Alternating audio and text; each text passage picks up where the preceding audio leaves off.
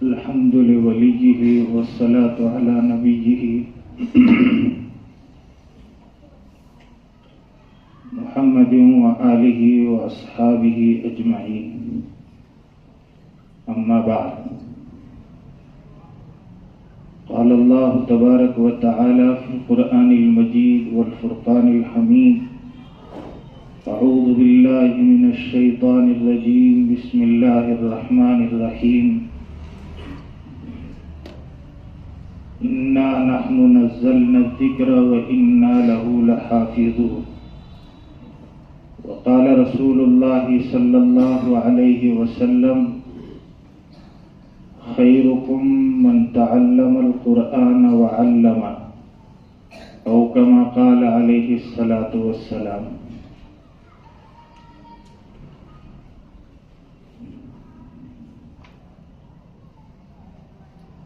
معزز اساتذہ کرام،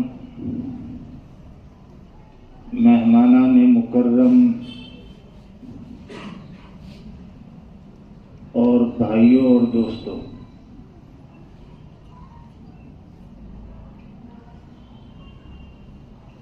انتہائی خوشی، مسرت اور شادمانی کا موقع ہے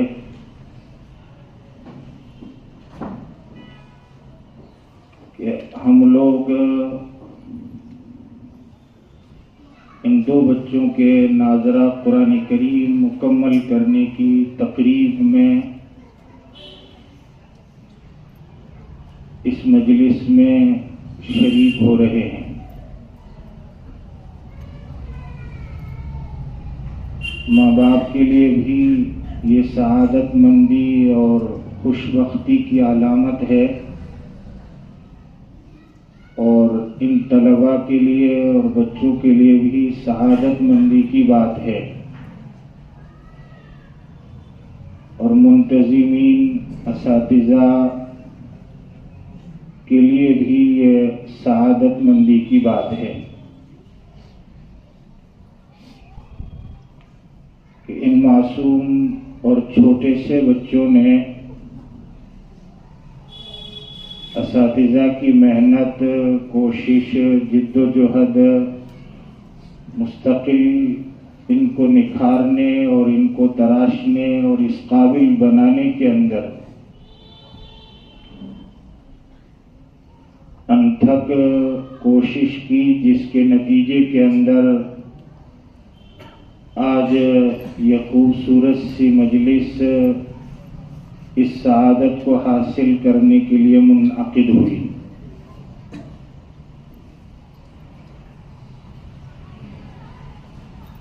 فضائل قرآن کریم کے پڑھنے کے، پڑھانے کے اور پڑھنے والے طلباء کے والدین کے احادیث مبارکہ کے اندر مختلف مقامات کے اوپر بہت کثرت سے بیان کیے گئے ہیں، اور سب سے بڑی فضیلت کی بات اس سے زیادہ کیا ہو سکتی ہے کہ جس قرآن مقدس کی حفاظت کی ذمہ داری خود اللہ رب العزت نے لی، اور اس قرآن مقدس کی حفاظت کے لیے ان اساتذہ کا، ان طلباء کا اور آپ حضرات کا انتخاب اللہ کے یہاں سے عمل میں لایا گیا، یہ سب سے بڑی سعادت مندی کی بات ہے۔ اس سے بڑی کوئی سعادت مندی نہیں ہے، اس لیے کہ دنیا کا ناقص العقل آدمی بھی، کم عقل آدمی بھی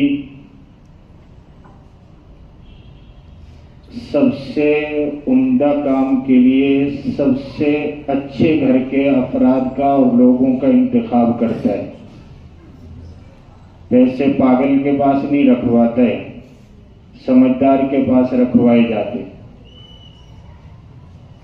مال اپنی اولاد میں جو سب سے زیادہ چہیتا بچہ ہوتا ہے اور سب سے زیادہ جو سمجھدار ماں باپ کی اور گھر والوں کی نظر میں ہوتا ہے، اس کے حوالے کیے جاتے ہیں اور اس سے ان کی حفاظت کا کام لیا جاتا۔ اس سے معلوم ہوتا ہے کہ جن اساتذہ کے ذریعے سے یہ طلباء قرآن پاک کی حفاظت کے لیے استعمال ہوئے ہیں، وہ اساتذہ بھی اللہ تعالیٰ کے یہاں منتخب ہیں اور محبوب ہیں۔ ان کا درجہ، ان کا مرتبہ اللہ کے یہاں بہت بلند ہے۔ جبھی تو اللہ تعالیٰ نے اس قرآن مقدس کی تعلیم اور حفاظت کے لیے ان اساتذہ کا انتخاب کیا، اور وہ بچے بھی اللہ تعالیٰ کے یہاں سے منتخب ہیں جن کو اللہ تعالیٰ نے قرآن پاک کی حفاظت کے لیے منتخب فرمایا، چھانٹا، اور اللہ تعالیٰ نے یہ سعادت اور یہ دولت ان بچوں کو مرحمت فرمائی۔ ماں باپ بھی منتخب ہیں، اس لیے ان کے اولاد کے اندر اللہ تعالیٰ نے ایسے بچوں کا انتخاب کیا جن کے ذریعے سے قرآن مقدس کی حفاظت کا عمل وجود کے اندر آیا۔ اس سے بڑی ماں باپ کے لیے، اساتذہ کے لیے اور آپ حضرات طلبہ کے لیے کوئی سعادت مندی کی بات نہیں ہے۔ یہ سب سے بڑی سعادت مندی ہے کہ اللہ تعالیٰ نے اس قرآن مقدس کی حفاظت کے لیے آپ حضرات کا انتخاب فرمایا۔ اس پر ہم اللہ تعالیٰ کا جتنا شکر ادا کریں اور اس نعمت کے باقی رکھنے کے لیے جتنے شرائط اور آداب کی رعایت کر کے زندگی بھر عمل کریں، وہ ہمارے لیے کم ہے۔ دو تین باتیں آپ حضرات سے مخاطب ہو کر کے طلبہ سے، آپ کے ساتھی ہونے کے ناطے سے عرض کروں گا۔ سب سے پہلی بات تو یہ ہے کہ آپ کو اطاعت کے جذبے کو اپنی زندگی کا ایک حصہ بنانا ہے۔ اطاعت کے معنی ہے فرما برداری، بات کا ماننا اور اس پر عمل کرنا۔ گھر والے کہیں، اساتذہ کہیں، بڑے کہیں، اطاعت کا جذبہ ہونا چاہیے، بات کے ماننے کا جذبہ ہونا چاہیے۔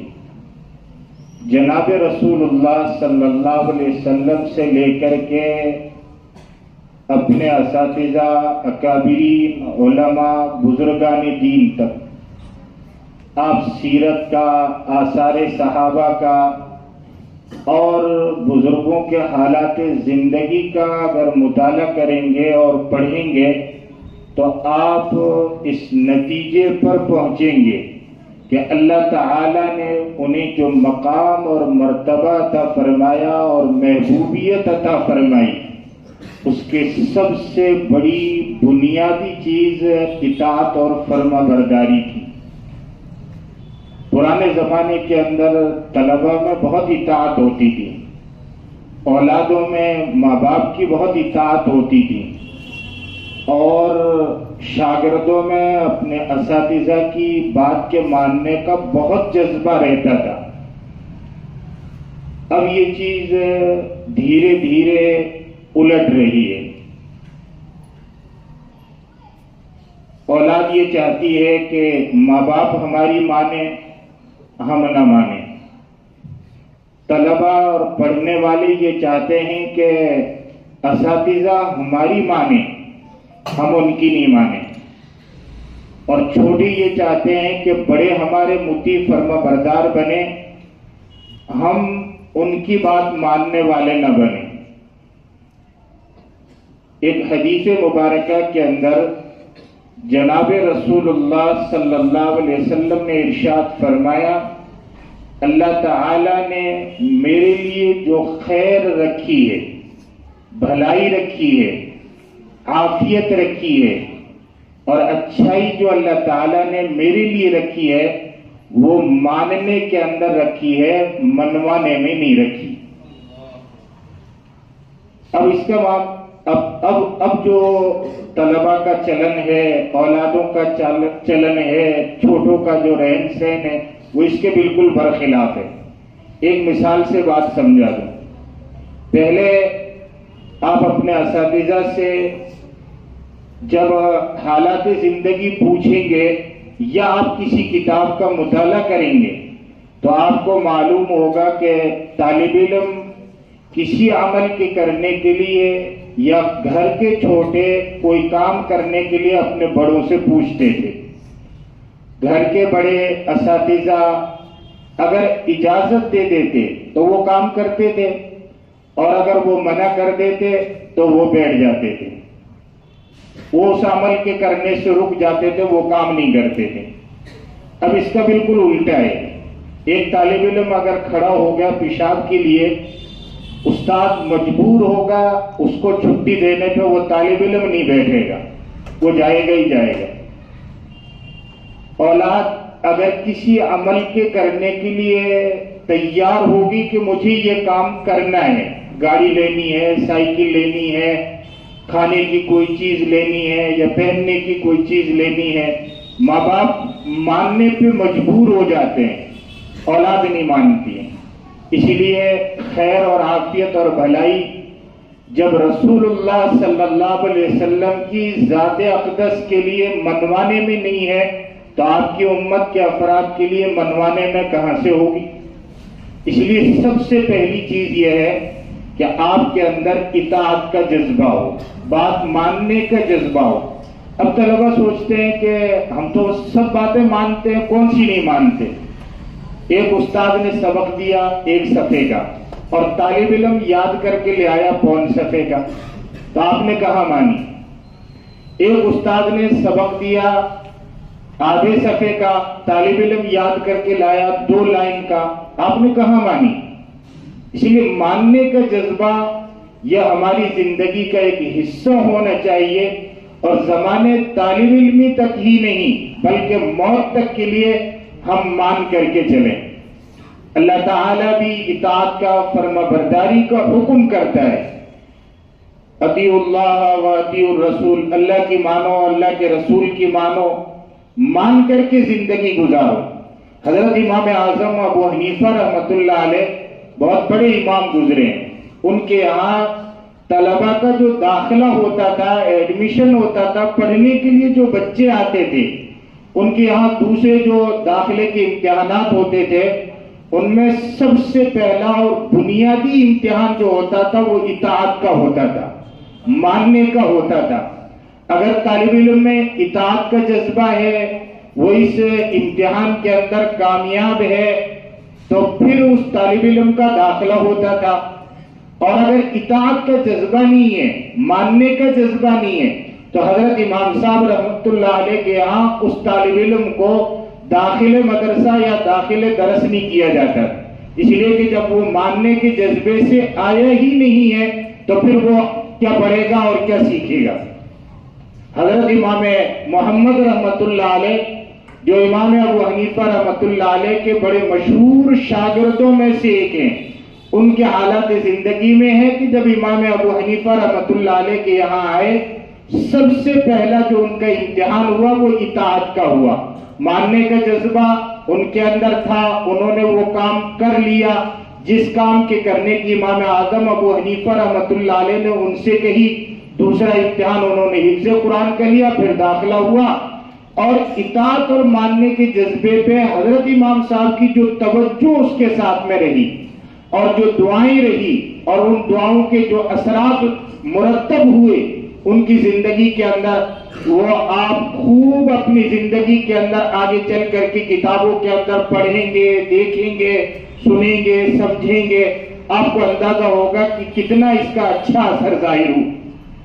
اور یہ برکت ہے رسول کریم صلی اللہ علیہ وسلم کے اس ارشاد مبارک کی کہ آپ علیہ السلام نے فرمایا، اللہ تعالیٰ نے میرے لیے خیر اور برکت جو رکھی ہے وہ ماننے میں رکھی ہے، منوانے میں نہیں رکھی۔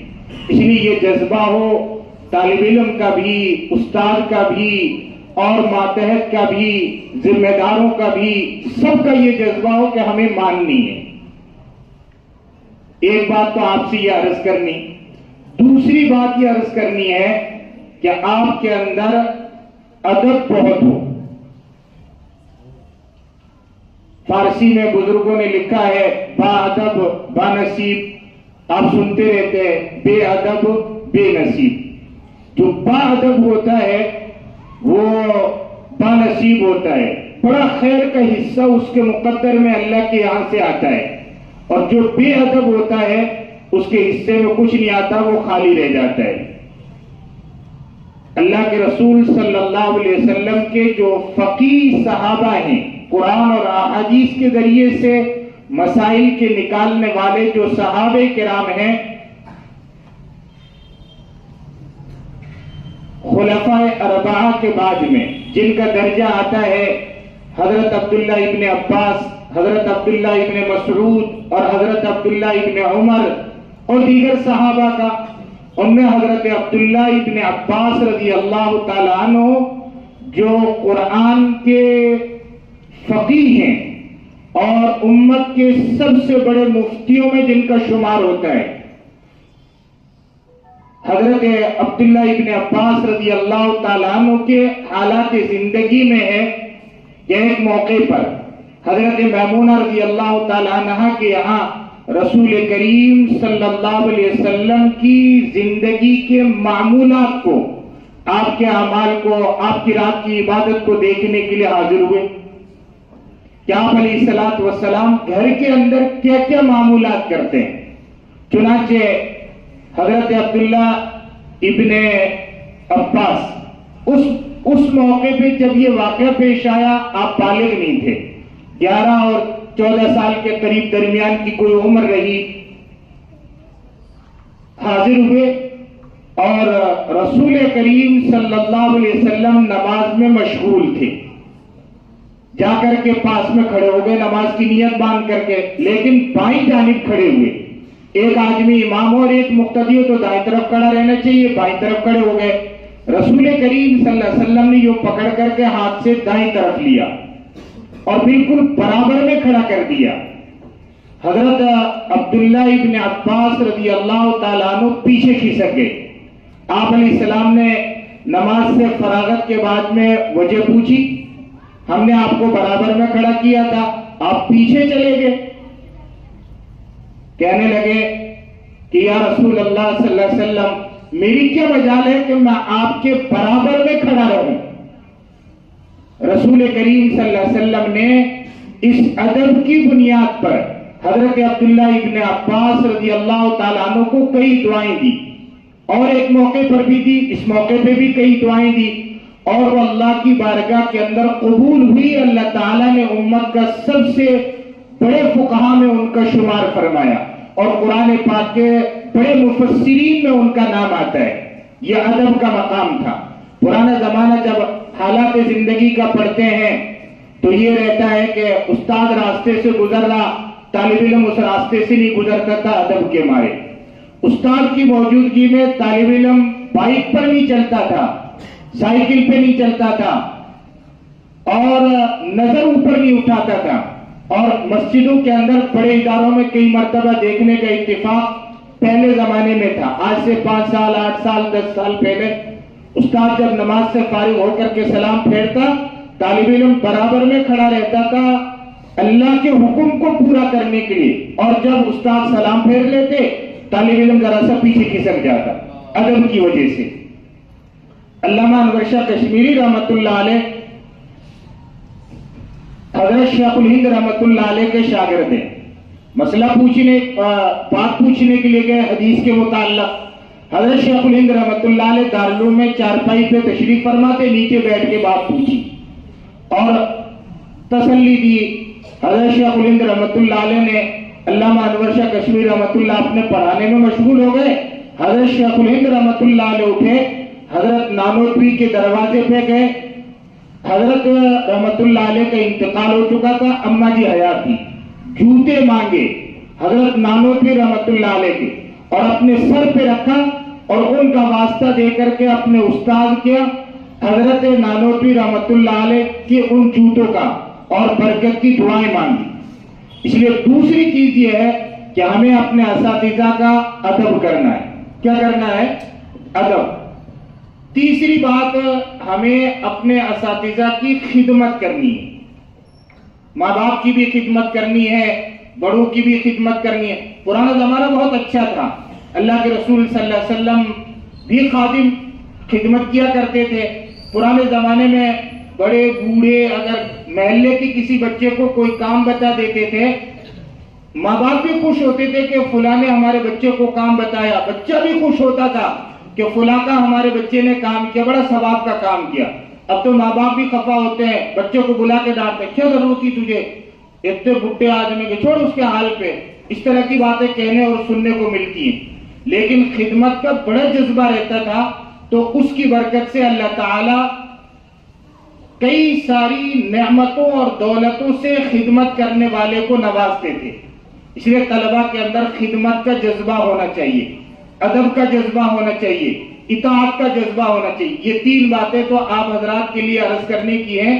اللہ تعالیٰ مجھے بھی باادب بنائے، آپ حضرات کو بھی باادب بنائے، مطیع اور فرما بردار اور خدمت گزار بنائے۔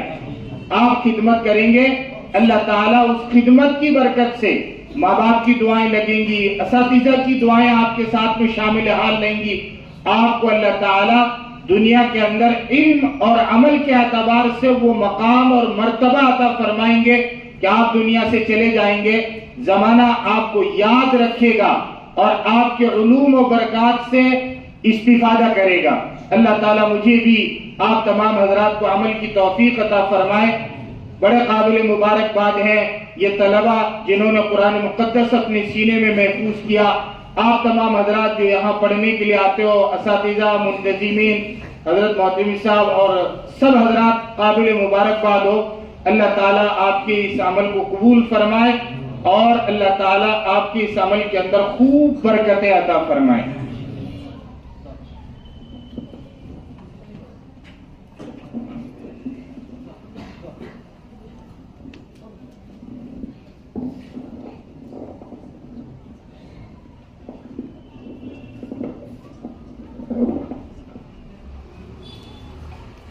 بسم اللہ الرحمن الرحیم،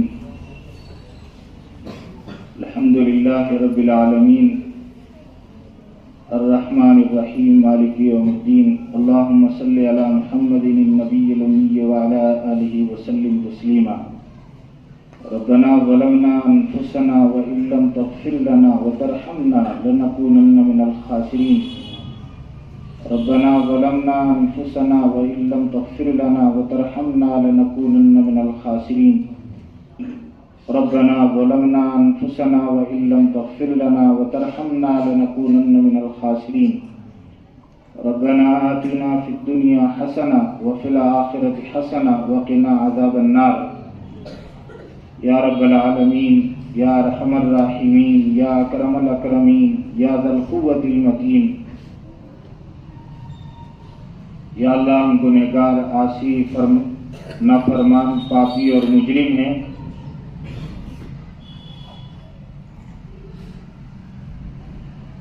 کریم مولا، اس مبارک مجلس میں ان دو معصوم سے بچوں کے قرآن پاک پڑھنے کی برکت سے آپ سے اپنے معافی کی امید لگائے ہوئے ہیں۔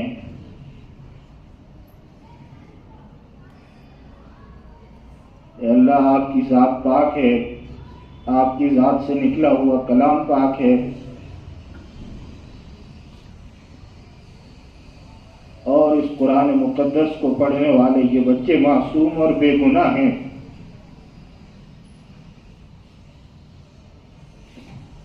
یا اللہ، ہم مجرم ہیں، پاپی اور گنہگار ہیں۔ اے اللہ، آپ غفور الرحیم ہیں۔ اے اللہ، ہم سب کے گناہوں کو معاف فرما دیجئے۔ یا اللہ، ان کی برکت سے معاف فرما دیجئے۔ کریم والا، ختم قرآن کی برکت ہے، تیرے رسول صلی اللہ علیہ وسلم کا سچا وعدہ ہے کہ ایسے موقع پر جو دعا کی جاتی ہے تیری بارگاہ میں وہ مقبول ہوتی ہے۔ اے اللہ معاف فرما دیجئے، یا اللہ معاف فرما دیجئے، اے اللہ معاف فرما دیجئے، اے اللہ آپ نے اگر اپنے در سے بغیر معافی کے ٹھکرا دیا،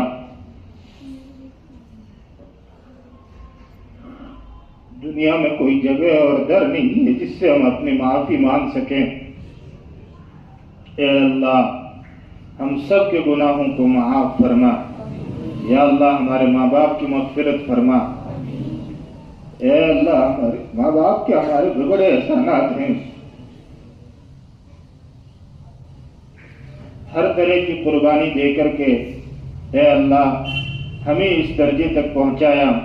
کریم مولا ہمارے پاس اپنے ماں باپ کو دینے کے لیے دنیا میں کچھ نہیں ہے، لیکن ہمارا یہ ایمان اور یقین ہے کہ آپ بہترین بدلہ دینے والے ہیں، آپ کے علاوہ کوئی بدلہ دینے والا نہیں ہے۔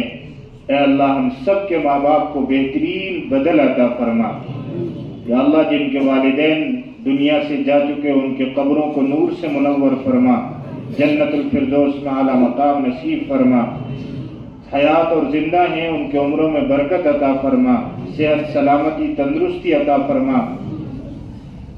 اے اللہ اولادوں کو اپنے ماں باپ کی خدمت کر کے جنت کا مستحق بننے کی توفیق عطا فرما۔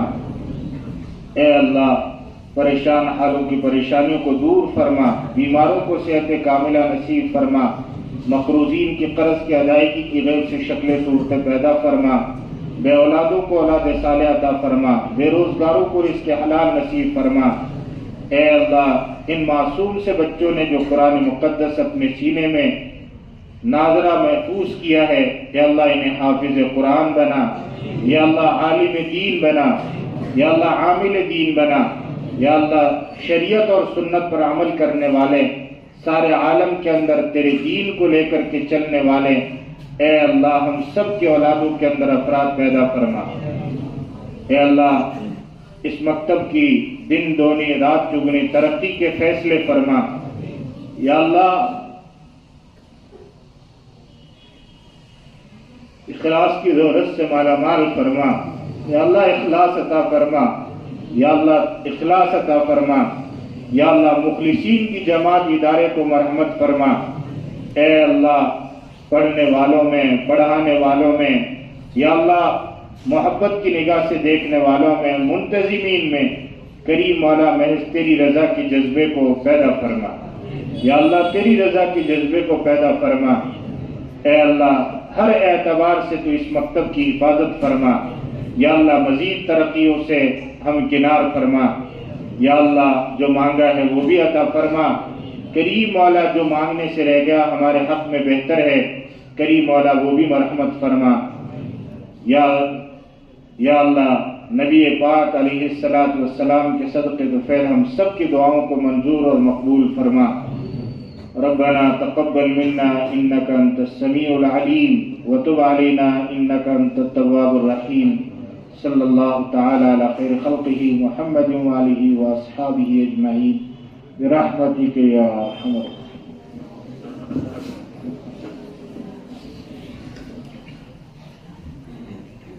تمام بچوں سے درخواست ہے کہ